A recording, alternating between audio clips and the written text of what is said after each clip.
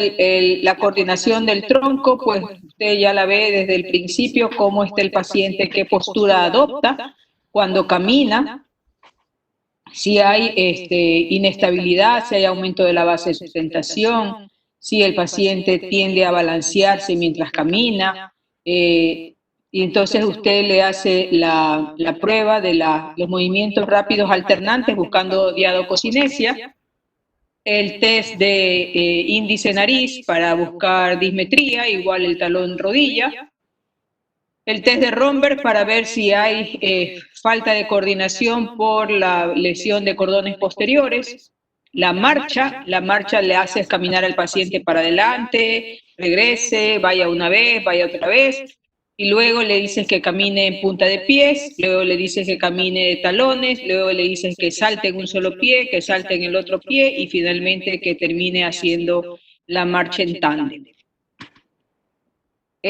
Recuerden que para ver dismetría tienen que tener en cuenta que la dismetría es poco valorable cuando se trata de un miembro parético, ¿ya? Porque si el miembro está parético, definitivamente puede que no atine al objetivo y no llegue al punto, sino que se vaya más o se quede corto.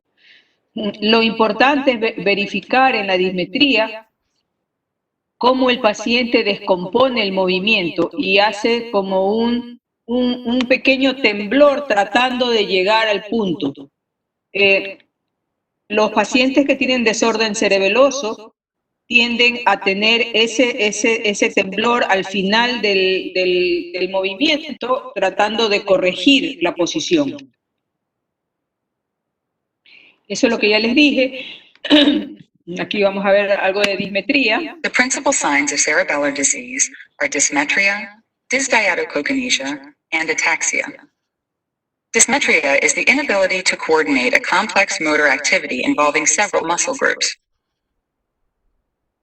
In this example, the patient is asked to repeatedly touch the examiner's finger and then her own nose. Note that the initial trajectory is misdirected and that the ensuing mid-course correction overcorrects and the finger misses the target. Observe dysmetria in slow motion. Sometimes it is inappropriately called an intention tremor. However, with intention tremor, the extremity oscillates with an amplitude and frequency that remains approximately constant throughout the course of the movement. During dysmetria, there are mid-course corrections of trajectory that can be mistaken for oscillations.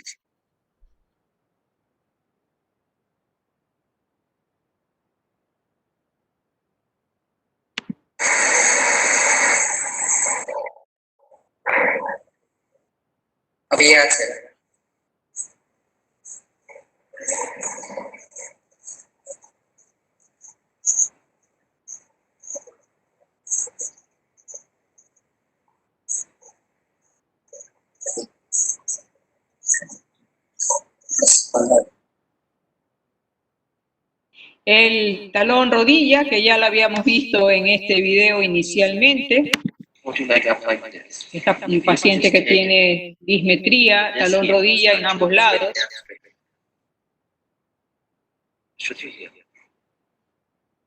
Falla tanto en el inicio como en la llegada.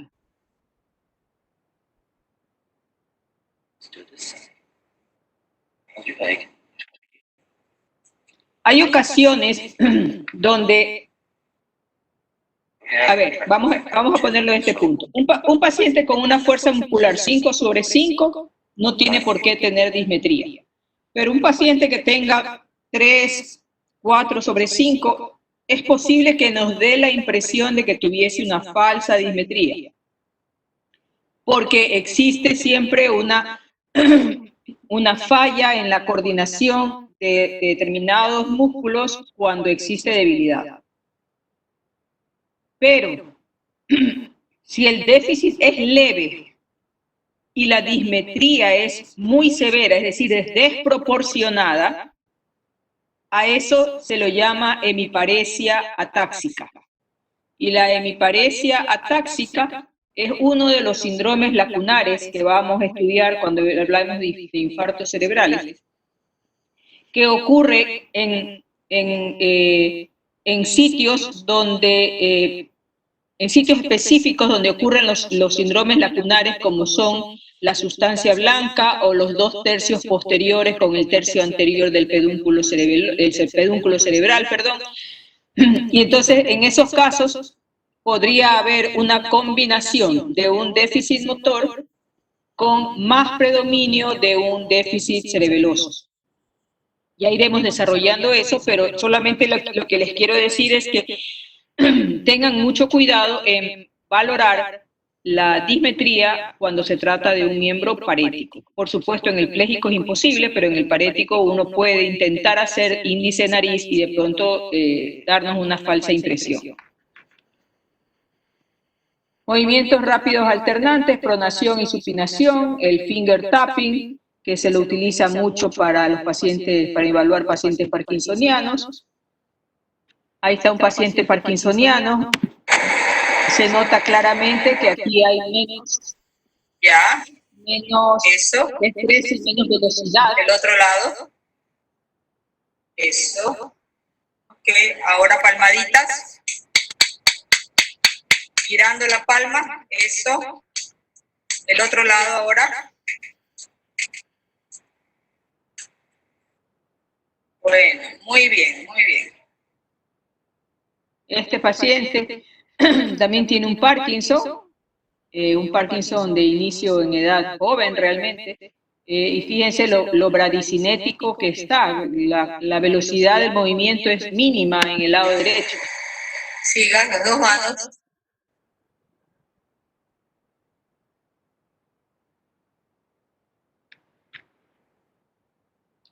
Luego tenemos la evaluación de los misceláneos, como son rigidez de nuca, que pues vale la pena hacerlo si es que el paciente, buscarla si es que el paciente amerita por su historia clínica. La rigidez de nuca, recuerden que es un signo que puede no verse en el recién nacido, puede no apreciarse tampoco en su especial magnitud en los pacientes añosos. Los pacientes añosos suelen tener espondiloartrosis y les limita la flexión del cuello, pero también les limita la flexión del cuello, pero también les limita el giro del cuello, el virar el cuello. Entonces, si yo le hago a una persona, a un adulto mayor, le busco rigidez de nuca y veo que hay disminución de la flexión del cuello, también tengo que buscarle si también tiene disminución, limitación al giro de la cabeza, porque en ese caso se llama rigidez cefálica y eso no es un equivalente del signo meningio. En el signo meningio no tiene que haber una rigidez de nuca tipo tabla, que se tenga que levantar el paciente así recto, no. La rigidez de nuca simplemente implica que hay una resistencia a la flexión de la cabeza con dolor. Entonces el paciente siente que hay algo de dolor y usted ve que no es el movimiento fluido que uno tiene. Si la rigidez de nuca se presenta en una persona que está en coma, con hipotonía generalizada, pues la rigidez de nuca tampoco es valorable, porque no va a haber rigidez de nuca. Entonces, tiene sus pequeños detalles que hay que tomar en cuenta. En cambio, el signo de Kernick es mucho más fácil evaluarlo. En ese caso, ustedes colocan la pierna en posición casi de ángulo recto, el muslo sobre la pelvis, luego la pierna sobre el muslo y tratan de levantar, estirar la pierna. En el momento en que estiran la pierna, el paciente refiere dolor y hay resistencia al estirar la pierna. Doctora, disculpe que le interrumpa. Ok, dígame. Es que mi compañera Daniela Triviño tuvo un problema con el y se le cerró, entonces está esperando que la vuelva a dejar entrar. No sé si se pueda, por favor. Déjame ver.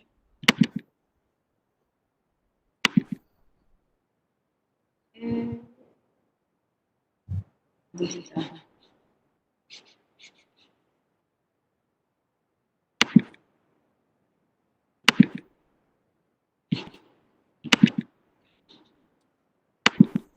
Ya. Muchas gracias, doctora.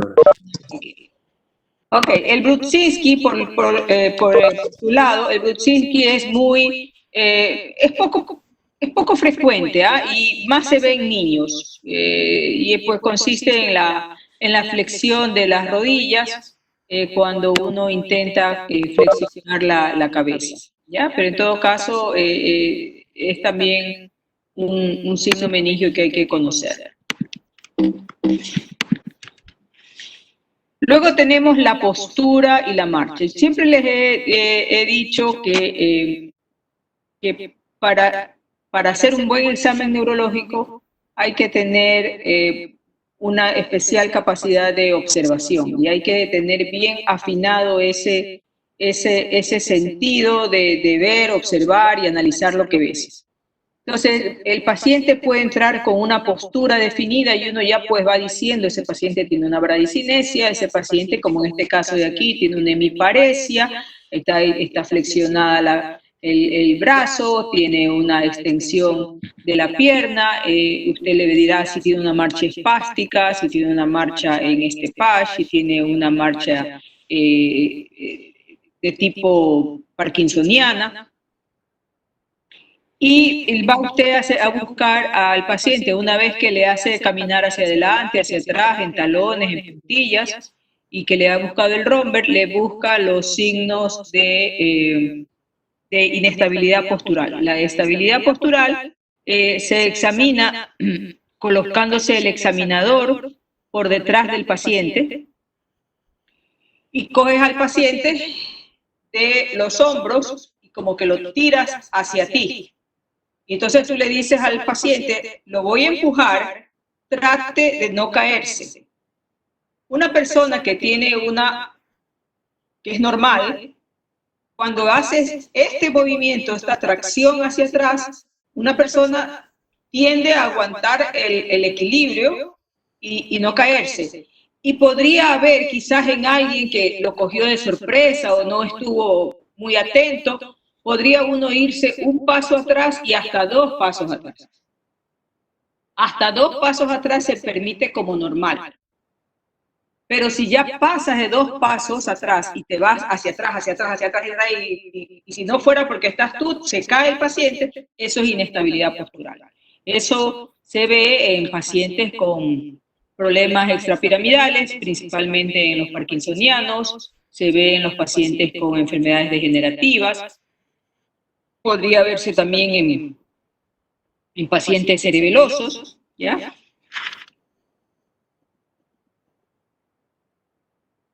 Y por ejemplo, pues aquí puede, como les decía, ver la marcha.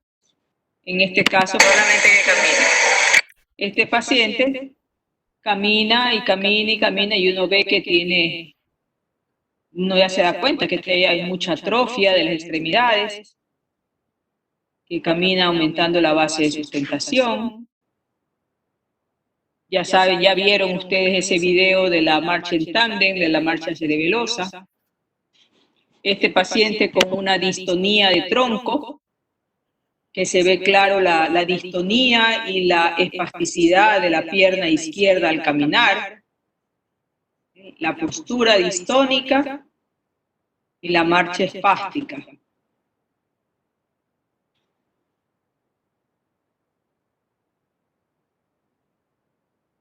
Este es un paciente parkinsoniano.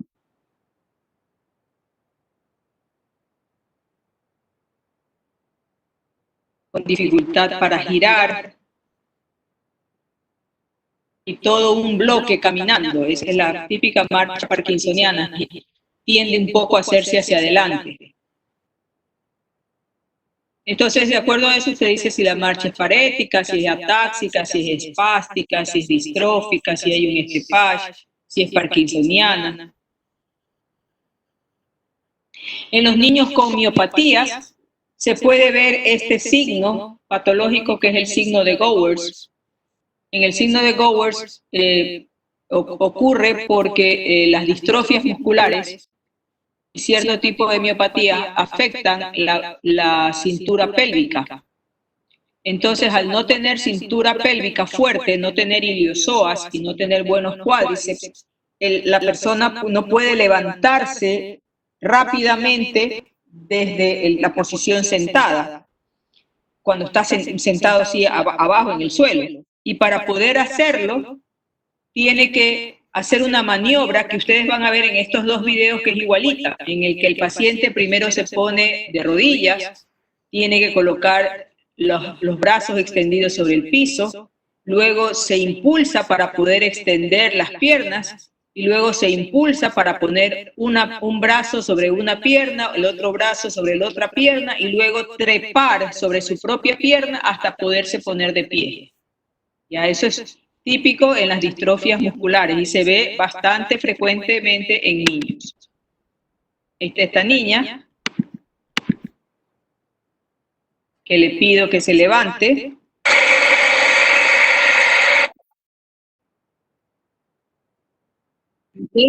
Cualquiera se podría levantar así, pero no puede. En el piso, como hacía hace un ratito.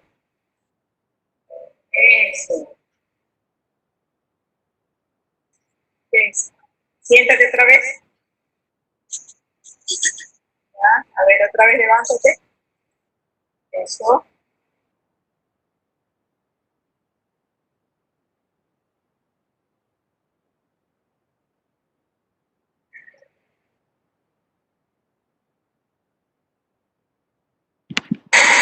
A ver, párate.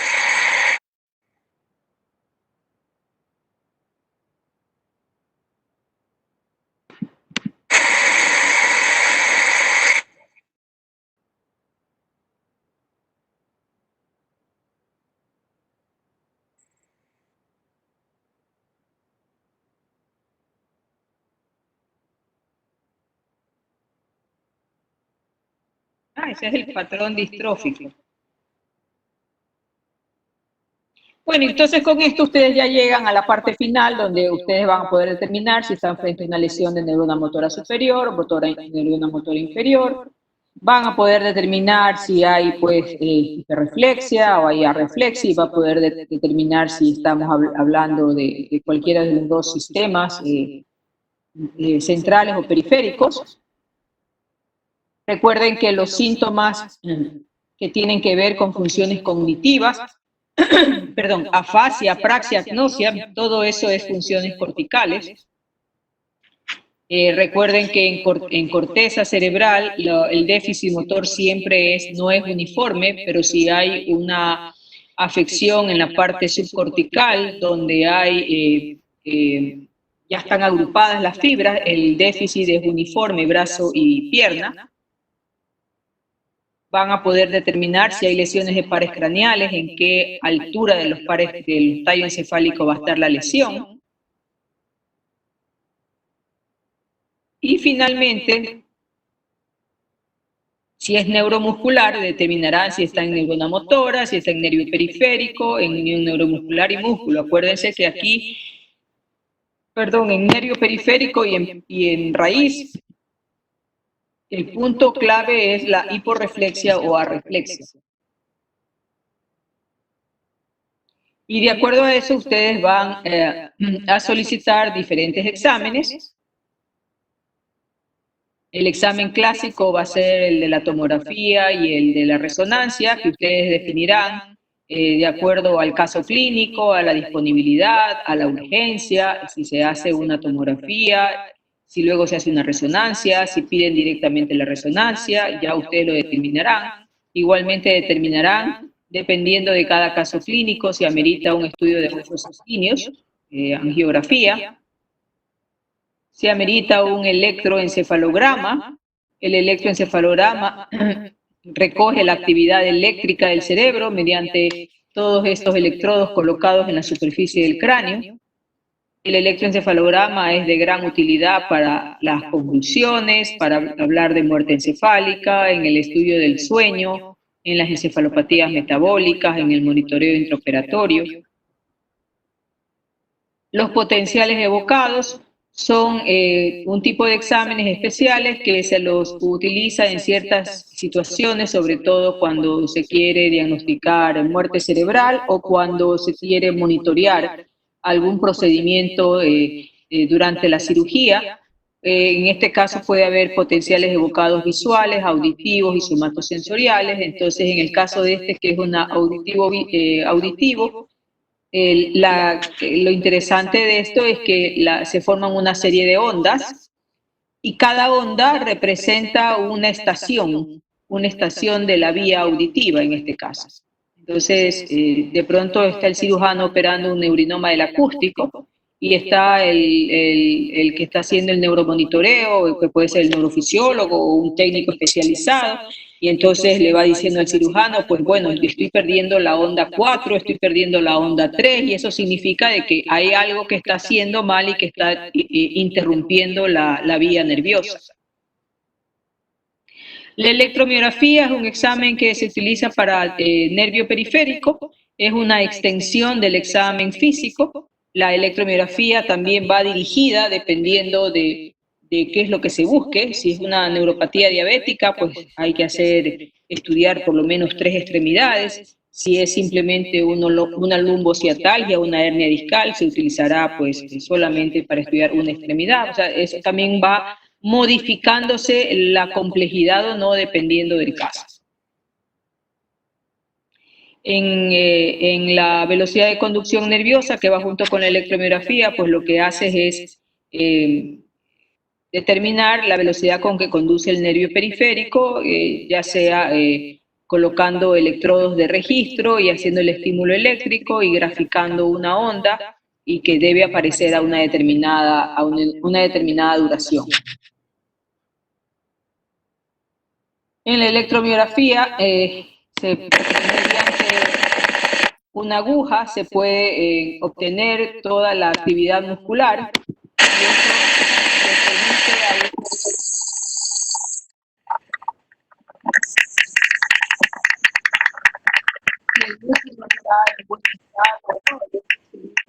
cuando hay denervación en radiculopatías o en miopatías. Y la punción lumbar, que también es un recurso que se tiene en neurología, en el cual tiene varias indicaciones, sobre todo para neuroinfecciones. Hay que tener en cuenta que el líquido cefalorraquídeo no es más que una sangre filtrada, digámoslo así, que tiene también células, proteínas y la fórmula química, los constituyentes son similares, ya son en diferentes concentraciones, pero similares. Entonces, cuando hay alteraciones del líquido cefalorraquídeo y estamos hablando de una meningitis, dependiendo de los parámetros que se modifiquen de células, proteínas o de glucosa, uno puede decir si es quizás viral, que si es bacteriano, si es tuberculoso, etc.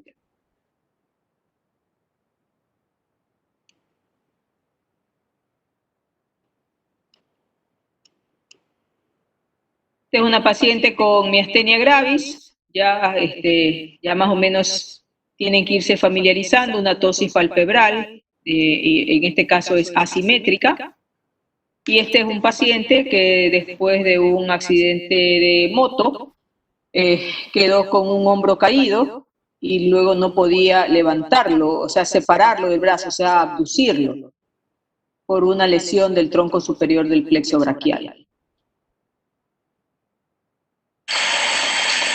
Una marcha espástica, con una postura distónica que ustedes ya la han visto en este video.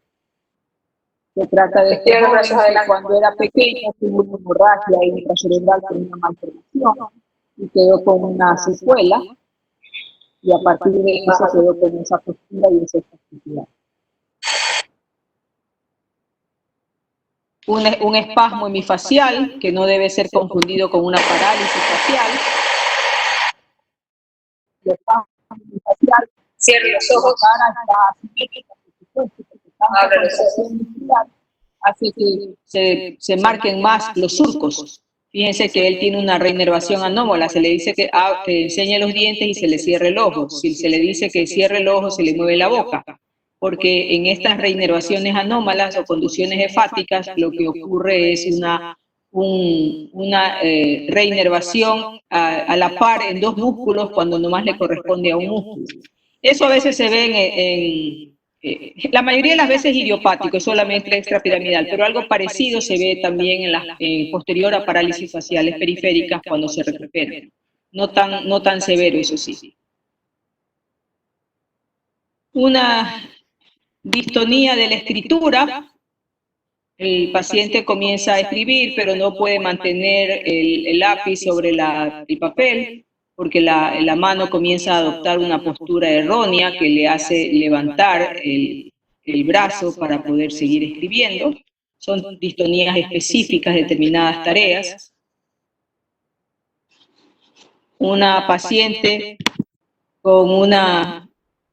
también con una distonía cervical, un temblor cervical. Y este es el chico que ya vieron.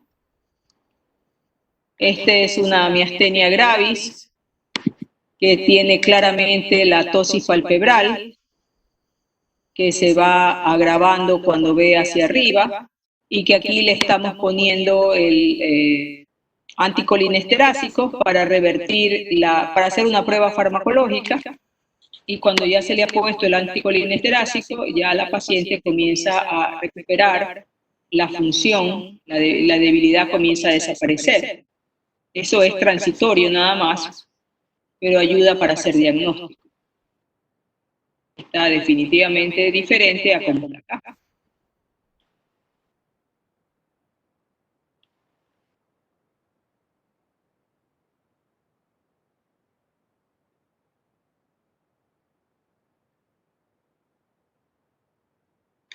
Y este es un paciente con Tourette. Fíjense la cantidad de tics motores y fonatorios que tiene.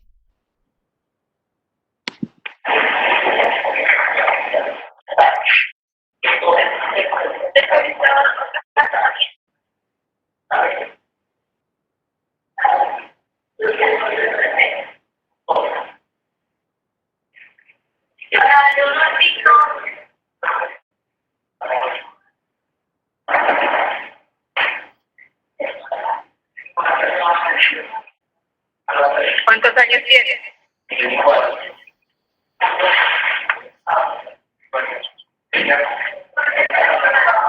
¿En qué trabajas? ¿En qué? ¿Ya? ¿Cuándo te empezó esto? ¿A qué edad? A los 14 años, pero leve. ¿Ya? ¿Y con qué empezó? Como mucho el cuello, abre la boca, niña de voz. ¿Y hasta qué tú estudiaste hasta qué año? Colegio. ¿Y ahí hiciste? ¿Y en qué momento del día te da más eso? Digamos, cuando tengo una alteración, ya ahora último día no podía atender emergencia. Ya al momento de atender emergencia me daba más ponía más nervioso. También, pues, yo mismo ahorita no puedo trabajar. Trabajo era de extremo. Levanta los brazos al frente. Ajá, abre los dedos.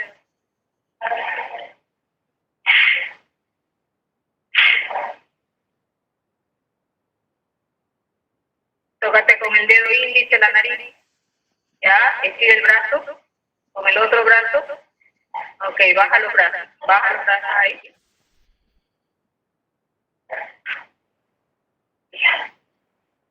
Pon los brazos sobre la mesa.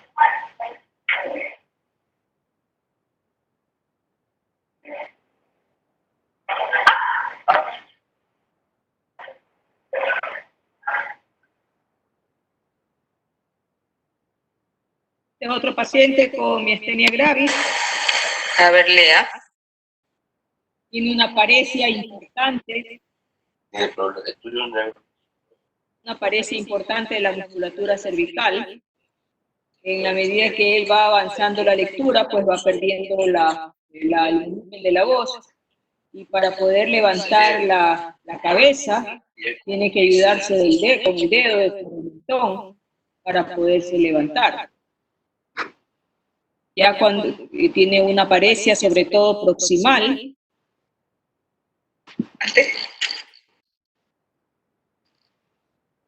Y esto es ya con tratamiento, que ya no tiene debilidad, o por lo menos ya no se fatiga tanto el músculo, los músculos cervicales y puede sostener la cabeza. Entonces, en conclusión, el examen neurológico radica en una buena historia clínica, saber extenderse o no en detalles según amerite la historia. Tienes que ser ordenado, tienes que tener conocimientos de anatomía, tienes que saber hacer correlaciones anatomofuncionales, tienes que tener coherencia y sentido común en esas correlaciones. Muy bien. Doctora, disculpe, una pregunta. Dígame. En los pacientes que tienen miastenia gravis, para hacer diagnóstico, ¿podríamos utilizar, o sea, siempre la prueba de anticolinesterasa? Sí, se la utilizaba siempre, y te digo se la utilizaba porque antes había la opción de obtener la ampolla del tensilón, que así se llama, el cloruro de hidrofonio, pero ahora lo han descontinuado y tengo entendido que tampoco ya no hay, en algunos países no siempre hay, entonces a veces tenemos que hacer es con prostigmina, pero no es lo mismo porque no tiene una acción tan rápida. Ahí lo que hacemos es, ahora se hacen anticuerpos ya para miastenia gravis, pero existe un 20% de pacientes que son seronegativos. Entonces, en ese caso nos basamos solamente en el cuadro clínico y en la respuesta clínica. Y la respuesta clínica le das el anticolinesterásico por vía oral y tiene que mejorar el paciente. Si no mejora es porque no corresponde a una miastenia grave. Pero ya no hay la facilidad de hacer el diagnóstico farmacológico inmediato como se hacía antes cuando se tiene la ampolla, ¿no? De pronto en otra época se podría tener y es más fácil.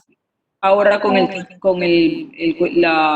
el diagnóstico inmunológico, pues la prioridad de los exámenes pues ha cambiado. Y doctora, entonces la respuesta que tenían estos pacientes ante el fármaco era inmediata. Claro, en menos de 40 segundos, 45 segundos ya se sentían mejor. El que veía doble ya no veía doble, el que no podía levantar el cuello sí lo levantaba, el que no podía levantarse de la cama de un solo impulso lo podía hacer, pero ya sabemos, o sea, la respuesta es transitoria, o sea, en cuestión de una hora se va. Entonces, eso hay que advertirle al paciente porque piensa que uno es mago y no es magia, simplemente es una prueba farmacológica. Ya, ok, doctora, gracias. Bueno, Doctora, una pregunta. dígame.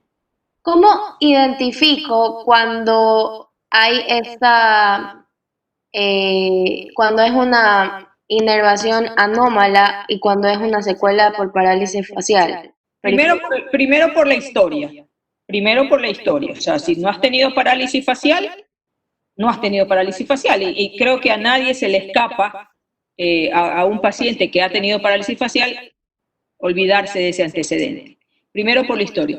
Y segundo, en el espasmo hemifacial el movimiento es mucho más severo y constante. En cambio, en la reinervación anómala que ocurre por parálisis facial es inconstante y son sacudidas que son sincinéticas. Por ejemplo, está masticando el individuo, comiéndose un pedazo de hamburguesa y se le cierra el ojo. ¿Ya? Pero en el espasmo hemifacial es constante, está en constante movimiento la hemicara. Y en esos pacientes no tienen antecedentes de parálisis facial. En el espasmo hemifacial también existe un grupo de pacientes que podrían tener una compresión neurovascular sobre un vaso sanguíneo que esté haciendo un kinking sobre el nervio facial y entonces eso provocar también una hiperactivación. Oye, doctora, gracias.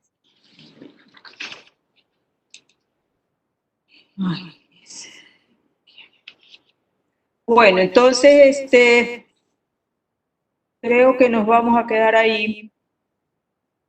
Doctora, Dime. para el día domingo la lección es hasta, bueno, todo lo que terminamos con semiología e imágenes, ¿verdad? Así es. No ingresamos a SB, o sea, solamente analizamos el caso. No, todavía no, SB no, solamente imágenes. En Ya. imágenes, espérate, yo en imágenes me quedé hasta con ustedes. ¿Alguien tiene por ahí apuntado? Ah, ya, y coma también, ¿verdad? Eso también entra ahí. Claro, pues, Vimos, Ya, ok, gracias. neuroanatomía, coma, semiología, imágenes. vimos hasta el caso de la zona biótica en tomografía axial. Ah, del paciente, una lesión frontal. No, occipital. A ver si yo tengo aquí 44. El caso número 1. Yo tengo aquí Otra 44. pregunta. Los artículos, como la mayoría son de SB, no entran a... No. Ya, gracias.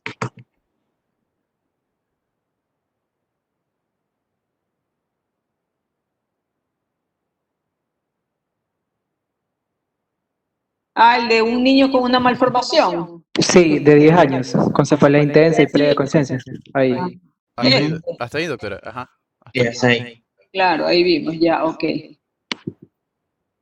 Ok. Sí, estos los vamos a igual seguir viendo, porque como vamos a ir viendo infarto cerebral, entonces yo voy a aprovechar para ir metiendo todos estos casos que tengo e ir analizándolos. Sí, eso no hay ningún problema. ¿Ya? Entonces, prepárense chévere para el lunes con enfermedad cerebrovascular. Estoy ansiosa de escuchar a Carrión y Cornejo, que me tienen pero en ascuas.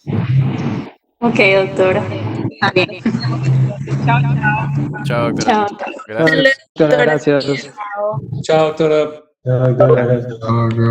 Pasa bien.